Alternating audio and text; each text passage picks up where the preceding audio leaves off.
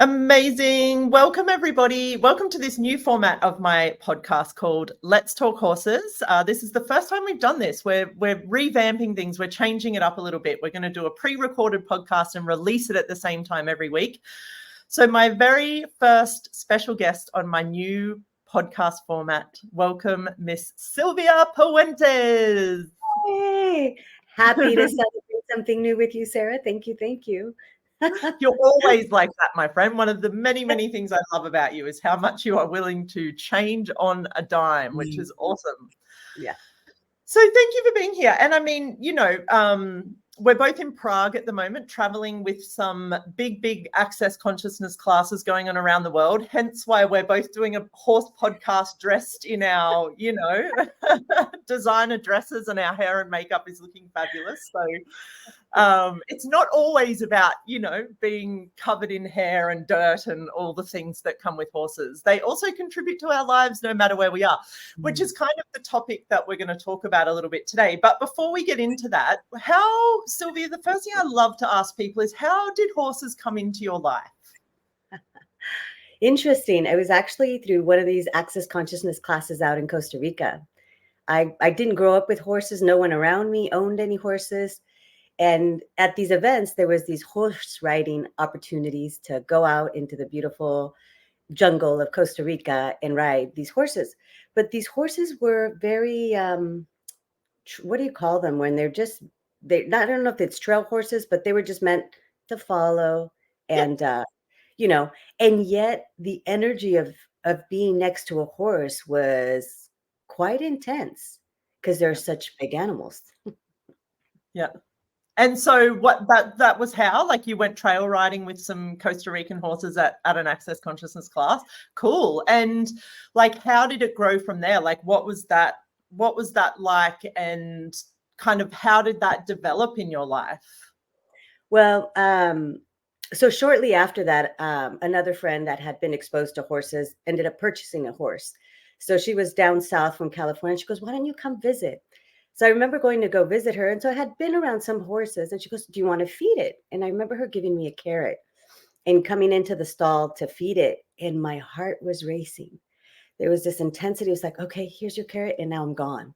What seemed like such this intense, big energy that I would run away from, Yeah. and then, I mean, I can now look at that energy of that growing up, of those big energies that I would run away from rather than just be present with. So I continued to allow myself to ride more. And I had this incredible Susie Godsey who would do these, quick, short talks to invite us to tools to be present with horses before a ride. Yeah. So, learning to connect with the horse, connecting with the earth. And so that gave me some relaxation. And yet, I would ride again. And I remember riding, and it was like, get me off this horse. So just Wow.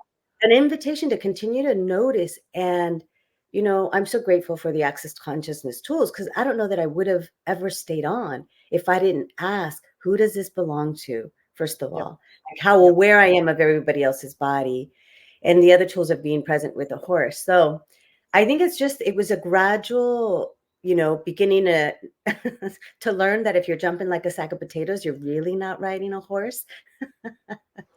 So I, the next morning going, oh, maybe there's something else to this. So it was always the question, like, maybe there's something else here that I can learn. I would see other people writing, having this ease and relaxation. I was like, okay, what else could I receive here and learn here? And, from then it's kind of, I now have two horses, one in Texas and one in Costa Rica. Gary And Douglas, damn him, he's infecting the world.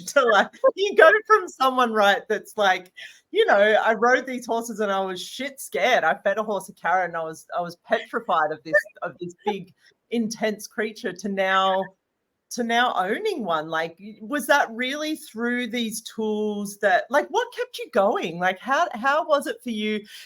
Because a lot of people, they sort of really fall in love with horses and then that's a journey. But for you, it's like, it's so different. The first encounters were really more this space of like, I don't know if I enjoy this or not. And what kept you going? Like, what was it? Yeah.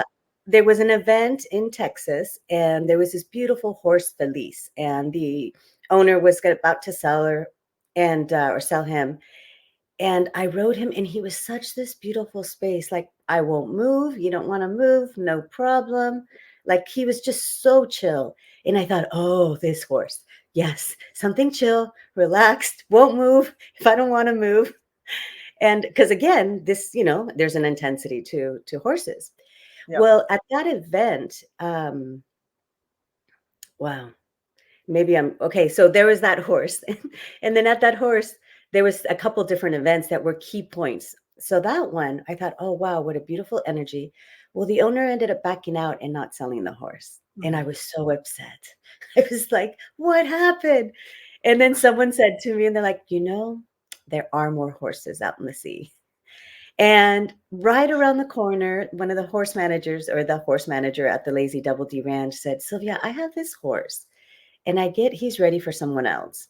And he showed me a picture, and I was like, oh my, you are handsome, big chocolate quarter horse. Yeah. So I went to go meet him, and this beautiful horse, Felice, and that I was, desiring to purchase, and Jake, which is the chocolate brown quarter horse, was next to each other. And Cody, who said to me, he goes, I wouldn't be surprised if Felice actually helped you not purchase him so you would have Jake. Because Jake is this big horse, and he's kind of like, you don't know what you want to do. I know what I want to do, and I'm going to go this way. So he invited me to so much more, where I had to own that I was leading. And if I didn't, he would show me.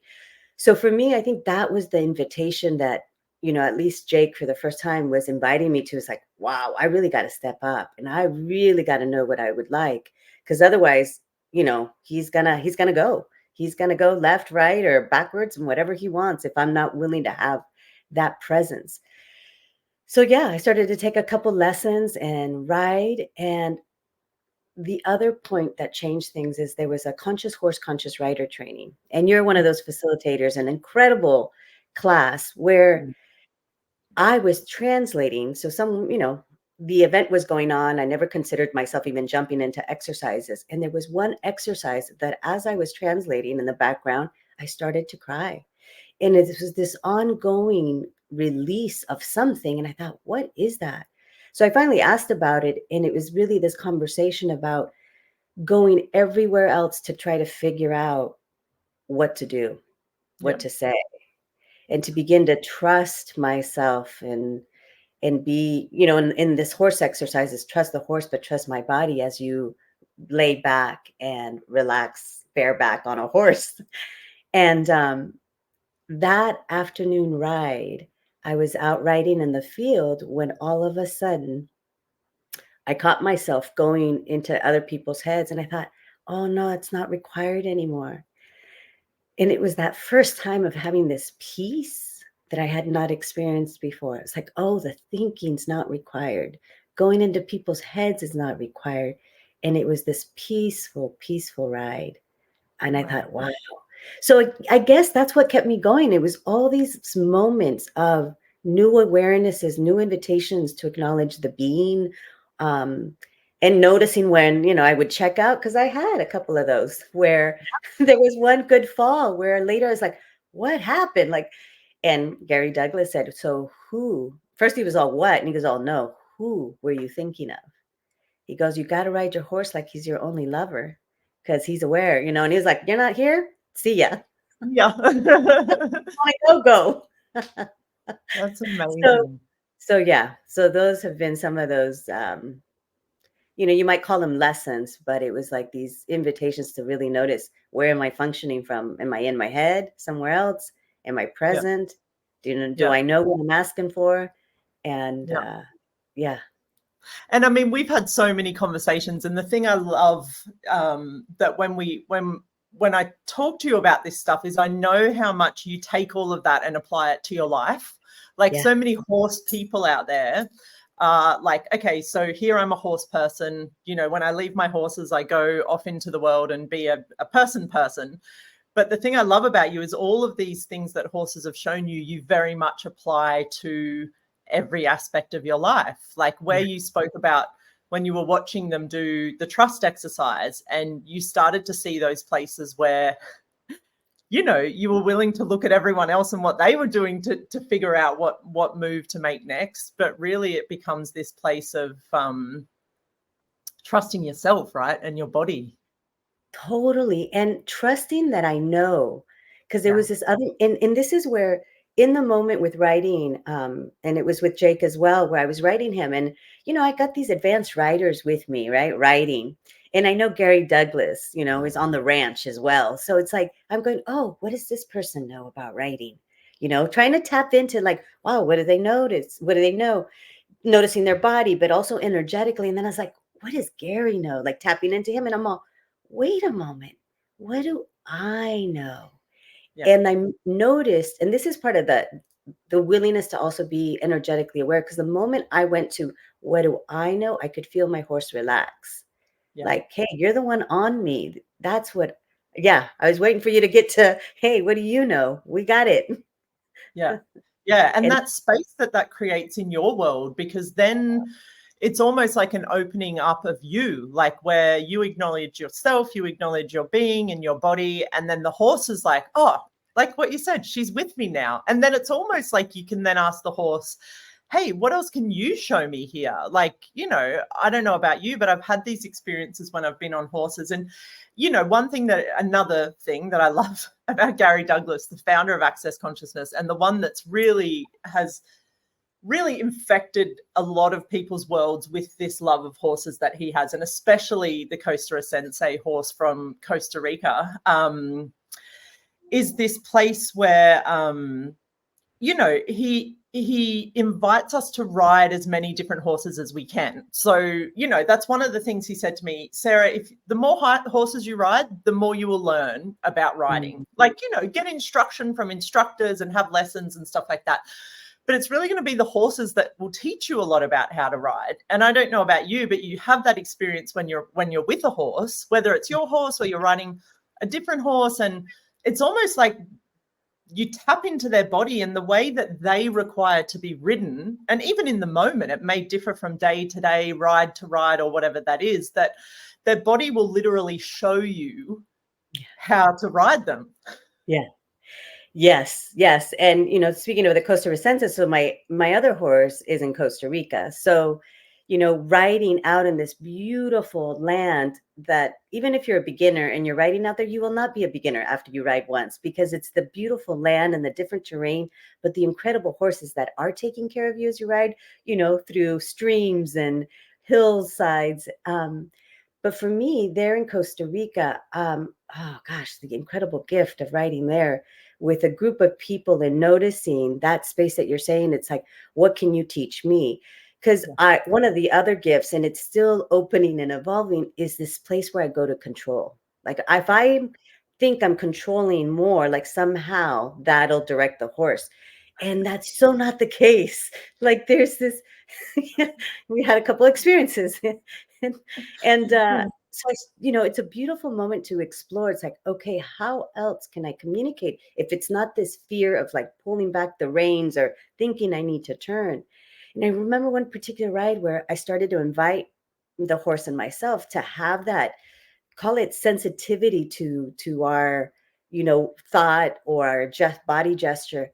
And it was the most relaxing space to be able to go up a hill, to knowing that we can trot a bit and he was going to stop. Like it was, I was like, oh, I don't think I pulled on the rein, but maybe once, you know, more to hold myself than to tell him to stop. And I was like, that's possible.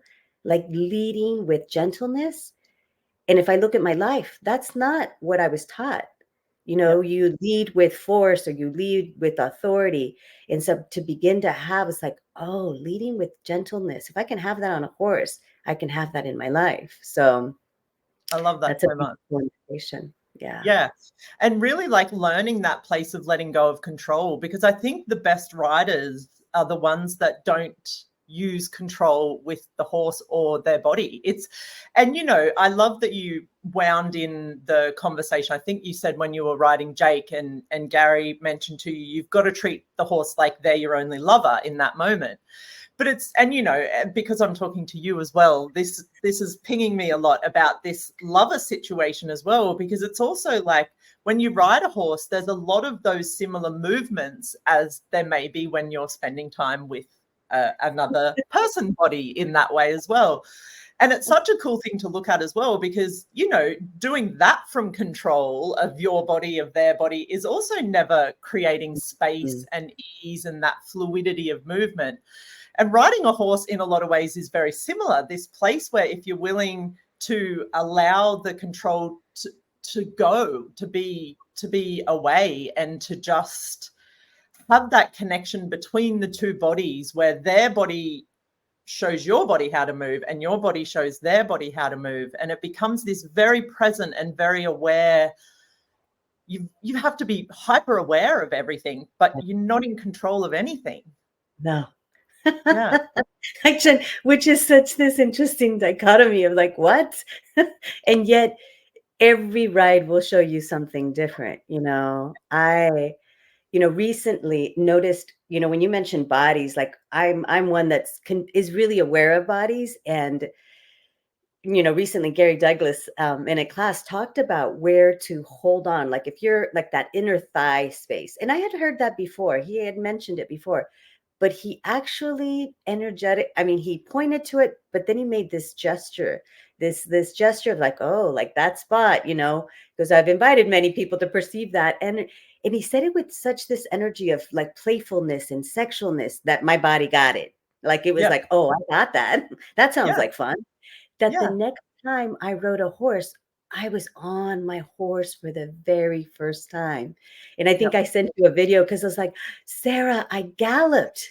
Like there was this sense, like the willingness to let control and knowing that I could still be on my horse.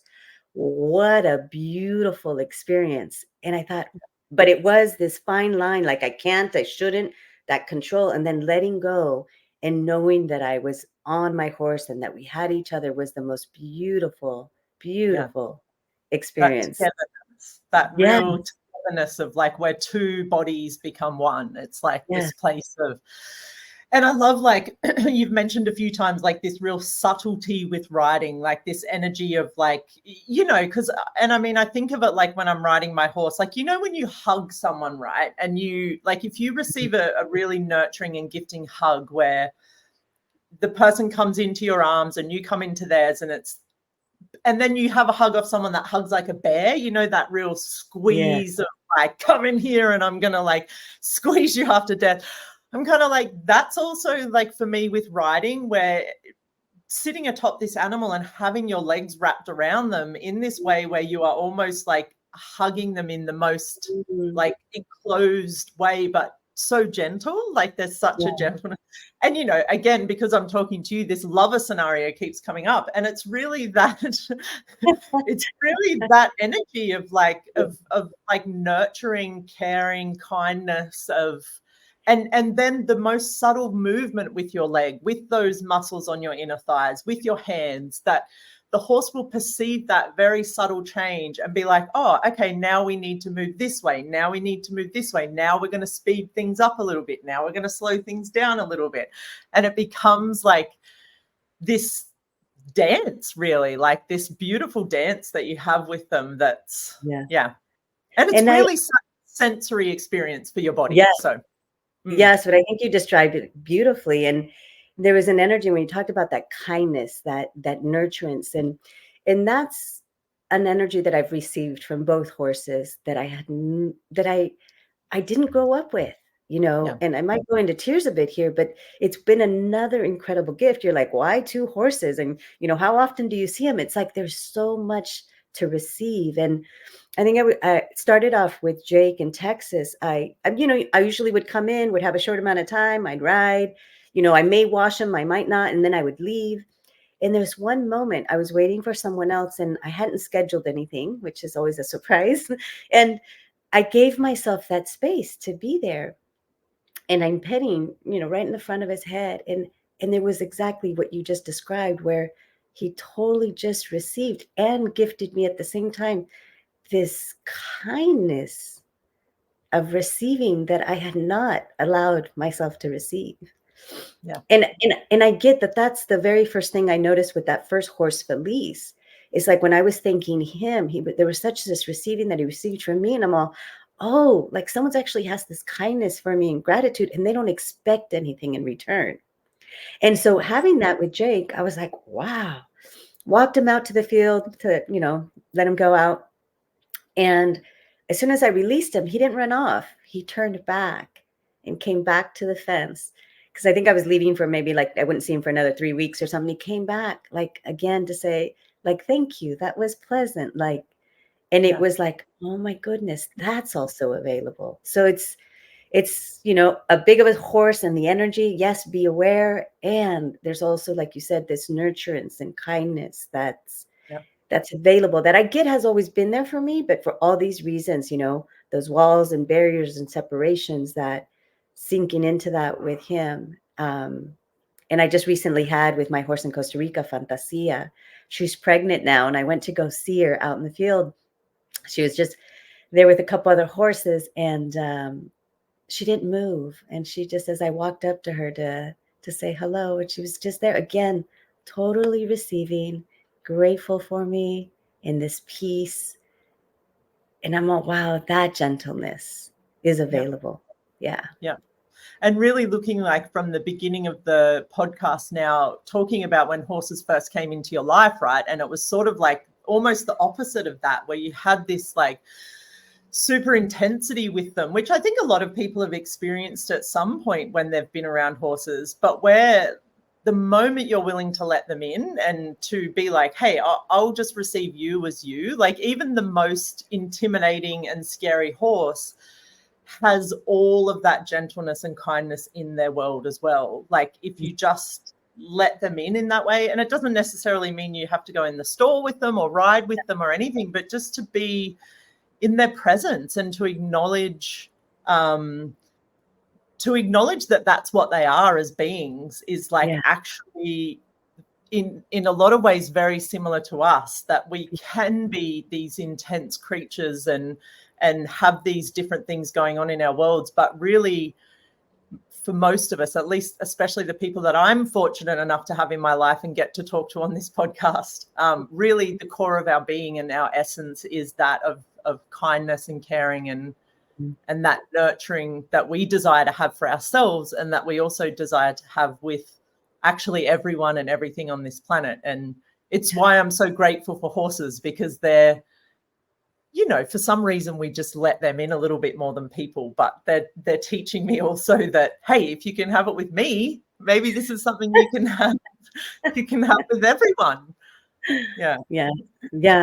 So I mean, I wonder how many years and years past lives, if you like to look at it, that I've been on horses, that there's a moment like when I'm out in big fields and I'm like, to know that you can travel with the horse and they got you and you got them is quite magical. And I'm grateful, Sarah, because I've gotten to see you on, horses and being with them that has invited me. You have this kindness and receiving with these, big stallions, or these big horses. And I was like, wow, that embrace that you're sharing, you do have it. And at least for me, when I see that, I was like, oh, you wrap them, you kiss them, you're like, so present with them. I was like, oh, that's available. And not that you have to do it like anyone else, but it's just that ongoing space of exploring what's true for you. Yeah. Can I share one other, exploring what's true for you? Can I share one other thing that, or I guess awarenesses of functioning in my life, but became aware of it? Fantasia likes to be up in front. It's always this ongoing joke. It's like, I don't know why she goes up in front. And if you know me in any way, it's like Sylvia likes to be up in front too. It's like they will show you. So, always up in front. But there was one moment, it's like, I'd like to also try and just notice what's different being in the back. Mm-hmm. So allowing myself to be in the back, and, all these different conversations come up with people also in the back, what's coming up for them. So I noticed myself. And then there was a moment where like, okay, I'm done. I'd like to move up. And my horse wasn't moving. I was like, we can go now. Nope. And then I noticed the lady in front of me, which Maya. And Maya was writing in front of me. I'm all, oh, look at you. Like I was just aware. She had such this demand in her world that we're walking, that my horse could pick her up, pick up her energy. And it was like, we're walking. And so just noticing that and going, so what am I willing to be? To be the energy of this is what we're doing, even though someone else is doing that. And then we started to move. And I was like, Yep. wow. Like that willingness to be in your life and have anyone and everyone choosing what they're choosing, but know that you can still lead and ask for what works for you was this beautiful exercise for me. It's like, so, as you ride in a group, different people will choose different things. The willingness to go, that's fine, but we have us. We're choosing this was Yep. just a beautiful exercise.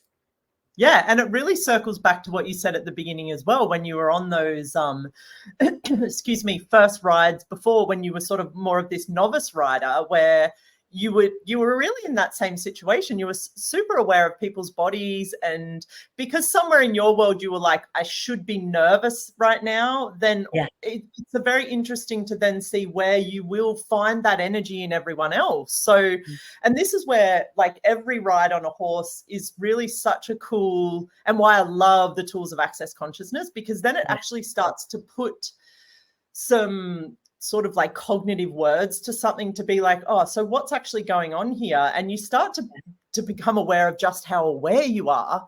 And, at that first ride you spoke about, it was the nervous energy that you were sort of expecting to feel. It's like, they're these big animals. I don't really know what I'm doing here. So I probably should be nervous. And then boom, it's like you seek that out, and it's like every nervous energy now becomes part of, and so that exacerbates, and that's why having these tools where it's like, and then fast forward however many years later this was, when you were on this ride with Fantasia and Maya was in front of you, and then you realize, I'm just aware, and my horse is aware of the energies around me. And it's really this place where, because they are completely creatures that function from energy, like everything to them, they're not talking to each other, or it's purely this energetic conversation. And their awareness is something that I think we have a level of awareness that's very similar to theirs, but they're just willing to know that they're aware, whereas we're like, I have a problem, I'm nervous, I can't make my horse do what I want it to do. The horse is just like, I'm just aware of the energy, dude, so you either need to change the energy, or I'm just going to respond to what's kind of going on around me. So yeah, I'm so grateful that the conversation came up in that way, and to be that invitation to people, where it's like, whether you're riding a horse or whether you're in a group of people, if something's coming up in your world, don't just automatically think that it's yours. Ask that question of like, and the easiest way, and this is sort of like a who does this belong to, is a great tool from Access, and a great question to ask. Starts to open those doors to like really look at like being aware of just how aware you are of everything going on around you. Totally. Yeah. And that was my recent inappropriate dismount, I call it, was that. I like that. That's it was, I saw two friends off on the far left, but I totally tapped into their bodies, their heads. They had this enthusiasm, like, shall we run? And they went off running. So guess what my horse picked up? Let's run. And that incredible awareness going, oh my goodness, that's how aware I am. But that's how I also go in really quick. So again, if I was, with my lover in bed, what would I choose? Am I going to go off in Fantasyland? Will that contribute or not? And even tapping into their world, and all of a sudden being aware of like everything that's going on with them. It's just so interesting how energetically aware we are. Like I heard Dane here, say you're at least 10, I think he said 10 trillion times more aware than you think you are. And I'm like, really? Wow. But I think it's actually true. Like, I think it's this place of like, literally we could hear a pin drop in the ocean of a planet 6 galaxies away from us. Like, that's the level of energetic awareness we have available to us if we're willing to just acknowledge that, it's probably not mine what I'm aware of right now. And then with your horse, it's so cool because you go boop into their world, and then your horse goes boop, and then you've got to be like, no. Like, you teach you this presence that Yeah. is like, you've got to catch it in that moment. Otherwise your horse is like, hey, dude, you told me we're going. We're with them people. This is the energy. Off we go. You've got to be ready to be like, whoop, rein it back in here. Let's slow it down. Totally. And so, yeah, immense gratitude for every single horse I've ridden, and Gary Douglas for introducing me to a possibility with horses that I never knew was available. And like you said, and apply that to my life. And it's an ongoing experience. I was actually considering a third horse today. I was like, okay, I'm thinking about more horses too. So apparently it's in the air. Where again? Well, I mean, you're about to have a baby, so you'll have a third horse very soon. Yeah, which is very cool. I'm so excited. Yeah. So, anyways, thank you, Sarah, for all of this. And these thank you for being here. And, we'll post some links. We've talked a lot about Lazy Double D Ranch. We've talked a lot about El Lugar on here, which are two places that have horses that you can visit. One's in Texas and one's in Costa Rica. And I'd also love to just get some details of how people can find you, because I know you facilitate a lot of access consciousness. And I know that what you facilitate from, whether it's directly or indirectly, horses have an impact on your life. And I'm just even talking in this conversation 30 minutes to see how horses have really expanded your world is truly what I desire to spread through this podcast, is really just to show people all of the places horses can come into your world and show you so much more about being you. And the title you had for this was the gift horses have been